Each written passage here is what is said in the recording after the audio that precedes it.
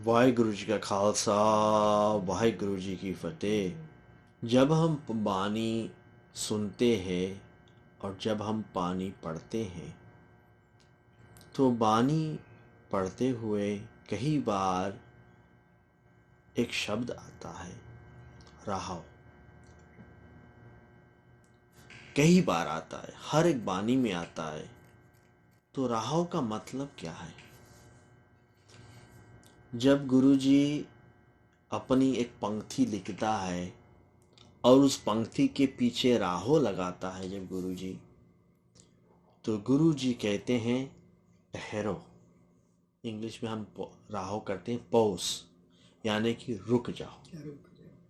तो जब वो पंक्ति हम पढ़ते हैं और पीछे आता है राहो, तो गुरुजी कहता है रुक जाओ, इस पंक्ति पे गौर करना एक बार फिर से।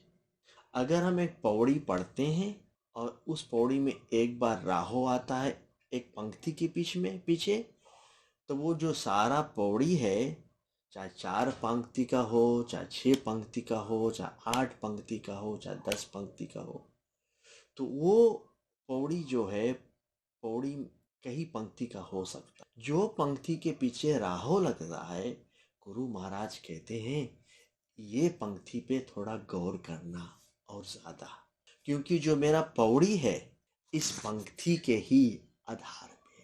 तो जो राहो लगता है तो गुरु जी कहता है रुक जाओ, इस पे गौर करो। जैसे मैं एग्जाम्पल यूज करूंगा रहराज साहब का, वो पंक्ति हमको बतलाता क्या है। कोई न जाने तेरा कहता केवड़ चीरा राहो। गुरु महाराज कहता है कोई न जाने तेरा कहता केवड़ चीरा राहो, यानी कि वो पढ़ने वालों को बता रहा है या सुनने वालों को बता रहा है कि इस पे गौर करना, ये पंक्ति पर, ये पंक्ति इंपॉर्टेंट है।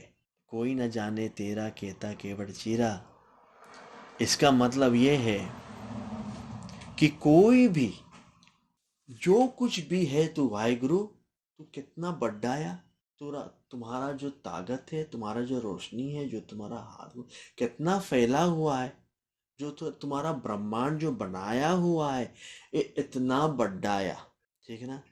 इसका कोई नहीं, किसी को नहीं मालूम है कि ये कितना बड्डाया। तो महाराज कहता है कोई न जाने तेरा कहता केवड़ चीरा रहा हो। वो कहता है हे गुरसिखो ठहरो, इस पंक्ति पे गौर करना। इसका मतलब नहीं है कि और जितने पंक्ति है उनका कोई इंपॉर्टेंस नहीं है, नहीं, सारे पंक्ति इंपॉर्टेंट है। लेकिन महाराज जब राहो लगाता है तो महाराज कहता है गौर करना इस पे जो मैं बोल रहा हूं, इस पंक्ति। तो हर जितने पंक्ति पे राहो लगता है उस पंक्ति पे गौर करना जरूरी है, उस पंक्ति को अच्छी तरह समझना जरूरी है, क्योंकि वो पंक्ति इंपॉर्टेंट है। अब जैसे मैं फिर रहरास में जा रहा हूं और रहरास में दूजा राहो खोज रहा हूं और ये कहता है सच्चा साहेब साचे नाई राहो। तो महाराज जी कहता है हे गुरसिख, सच्चा साहेब सच्चे नाई, सोचो, ठहरो, गौर करो कि ये पंक्ति क्या बोल रहा है। सच्चा साहिब साचे नाई, यानी कि जो मेरा बादशाह है वो सच्चा है, उसका नाम भी सच्चा है। तो ये पंक्ति जिसके पीछे राहो लगता है, इस पे गौर करना आया। इस कारण से महाराज राहो, जो जिस पंक्ति पे राहो लगाता है उसके मतलब है ठहरो, अब यहाँ पे रुको, ध्यान दो ये पंक्ति क्या बोलती है। गुर प्रसाद परम पद पाया सूखे कासट हरिया राहो। तो गुर प्रसाद परम पद पाया सूखे कासट हरिया राहो। हे सिखो रुक जाओ, गौर करो इस बाणी पे। ये बाणी की कहना है कि जो गुरु का जो आशीर्वाद है, ठीक है ना, उससे कुछ भी हो सकता है। जो आप कहेंगे कि नहीं होने वाला है वो भी हो सकता है, ठीक है। जो गुरु का आशीर्वाद है, जो गुरु का आशीर्वाद है, इसको कमजोर मत समझना, कि जो अनहोनी को भी होनी कर सकता है। सूखे कासट हरिया, गुरु प्रसाद, गुरु प्रसाद गुरु प्रसाद यानी कि जो गुरु का जो प्रसाद है, परम पद पाया, बहुत ऊंचा स्थान है। गुरु प्रसाद परम पद पाया, गुरु प्रसाद जो है वो बहुत ऊंचा है। इतना ऊंचा है सूखे कासट हरिया, यानी कि एक झूरा लकड़ी को भी हरियर कर सकता है। राहो गुर प्रसाद परम पद पाया, सूखे कासट हरिया राहो। तो जब हम वाणी पढ़ते हैं, जब राहो आता है, ठहरो गुर सिखो, आगे बढ़ो, बट ये पंक्ति पे थोड़ा ध्यान ज्यादा देना। तो आप देखेंगे जिस पंक्ति में राहो लगता है, बहुत सोचने वाली गल होती है उसमें। जो तो पावे सोई तीसी, जो तू दे सोई हूं पाई राहो। जो तो पावे सोई तीसी, जो तेरी मर्जी वो ही देना। जो तो पावे सोई तीसी, अच्छा है, आप सोचता हमें अच्छा मिले चाहिए तो अच्छा दे देना, और आपके लगे कुछ और देना है तो वो भी दे दो। जो तो पावे सोई तीसी, जो आपकी मर्जी दे दो। हमें तकलीफ उठाए पड़ी, कोई बात नहीं भाई गुरु जी, जब तुम हमें तकलीफ देगा तो हमें तकलीफ की ताकत भी दिया है कि इससे कैसे हम निपटेंगे। जो तो पावे सोई तीसी, जो तू दे सोई हो पाई। अब जो भी देगा हम ले लेगा।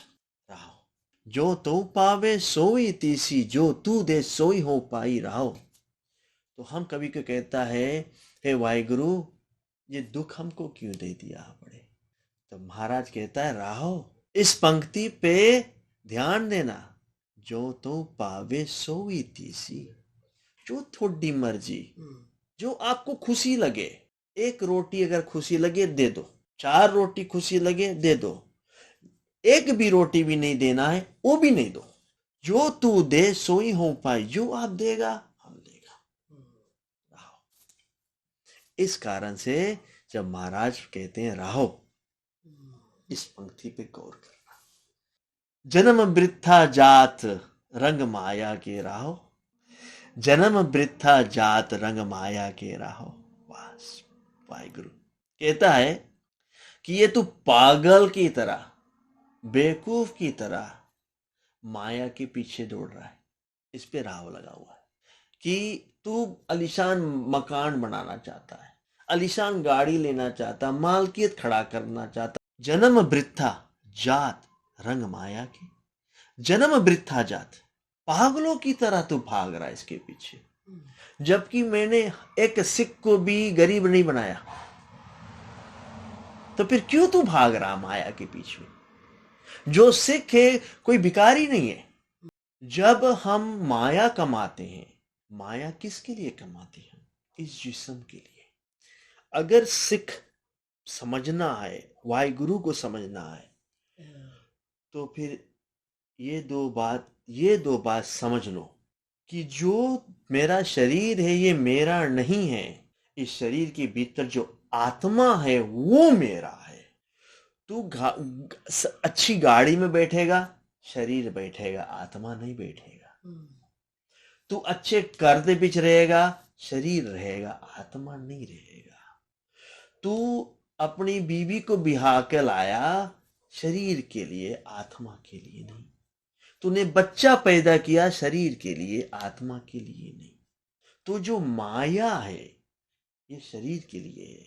जिस दिन ये शरीर मरा, तुम्हारा गाड़ी छूटेगा, किसी और को मिलेगा, तुम्हारा घर पे कोई और रहेगा, तुम्हारा बीवी भी किसी और की बीवी बन जाएगी, तुम्हारा बेटा भी चला, अपने सब हो जाएंगे। तू सब कुछ छड़ के ही जाएगा, लेकिन सिर्फ लेके जाएगा अपने आप को, जो तेरा आत्मा है। उसके लिए तूने क्या किया। जे तू नाम जपेगा, जे तू कीर्त करनी करेगा, जे तू वंड चकेगा, ये आत्मा के लिए किया तूने। तो जब ये तेरा शरीर मरेगा और तेरा आत्मा ने कुछ कमाया, तो तुमको और अच्छा शरीर मिलेगा। और अगर जीते जी इस शरीर में आपने सब कुछ ही कर दिया और तू गुरु का बंदा बन गया, तो फिर मुक्ति मिल गई तेरी आत्मा को। तो फिर तू वापस वाहे गुरु में जाकर समाएगा, तुम्हारा फिर से किसी और शरीर मिलने वाला नहीं है। जो आत्मा है ये वाहे गुरु का ही छोटा सा, वाहे गुरु परमात्मा, मैं हूं आत्मा, मैं परमात्मा से छोटा सा आया हुआ हूं।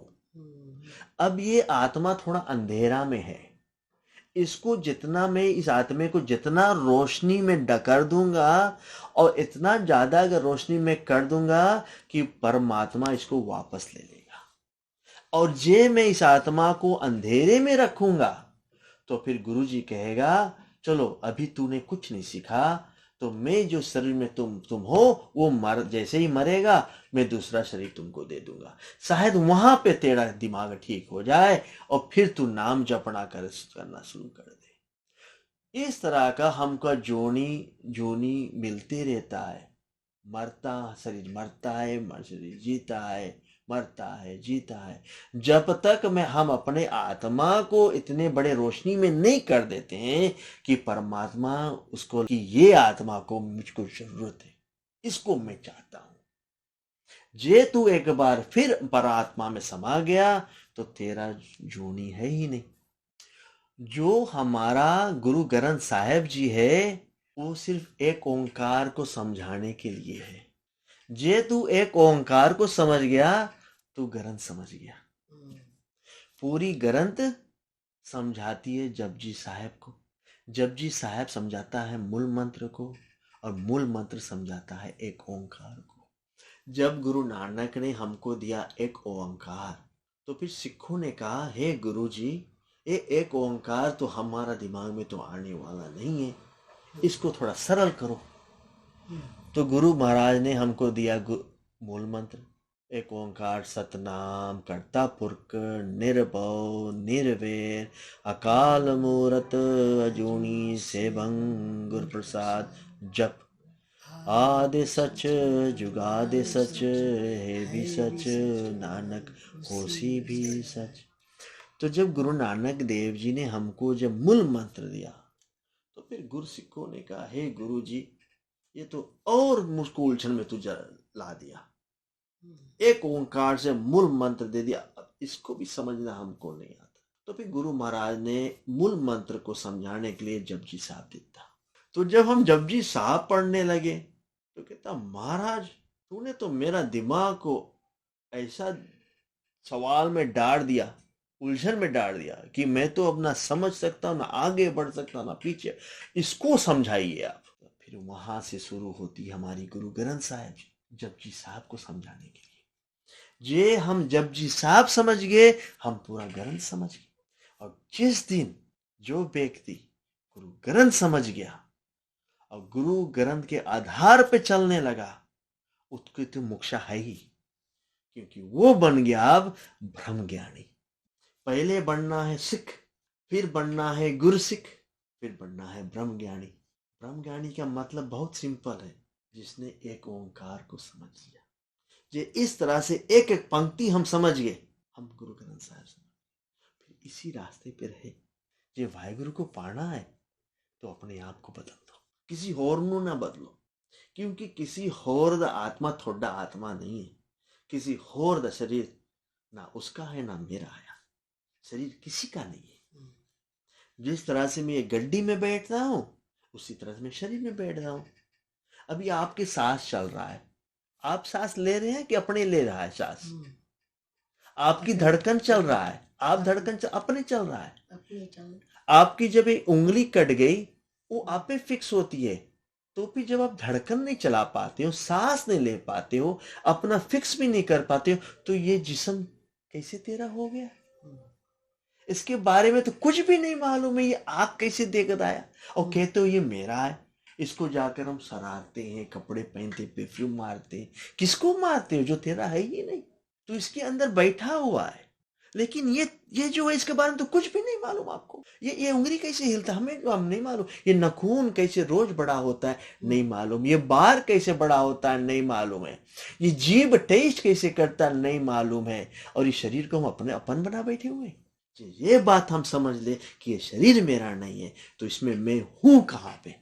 जिस दिन हम जानेंगे इस शरीर पे हम है कहाँ, तो फिर आप जान जाएंगे मैं सिर्फ एक ज्योत हूँ, एक आत्मा हूँ।